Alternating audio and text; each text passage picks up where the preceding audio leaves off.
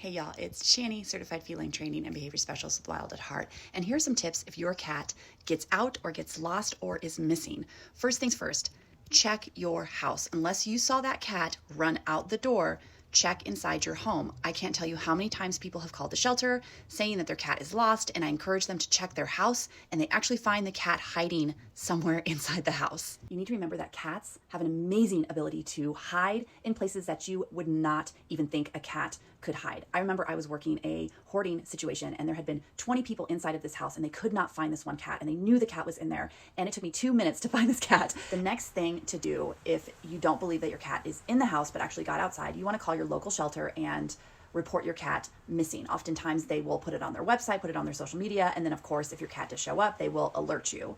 Number two, you need to realize that cats stay relatively close to their home, especially a cat who is indoor only. So check everywhere close to your home. Bushes, under cars, under decks, inside people's sheds, inside your garage, inside your neighbor's garage. So alert your neighbors that your cat is missing. And most times cats stay really close to their home base. There's a lot of websites out there that suggest you should leave food, water, and even their litter box outside. And you know what? That sometimes can do the trick, but what it also does, it attracts predators. So predators are going to be attracted to the smell of the food and the smell of the litter box. And so that's why I don't always suggest to do that. The one thing that I would do more than anything is I would go to the shelter and rent a humane trap or buy one on Amazon. They're not that expensive. I would set that trap immediately. I would not leave food out for my cat. I would leave food inside that trap. And then the long-term goal, if your cat is not found within a day or two, is you want to create posters, you want to post them around your neighborhood,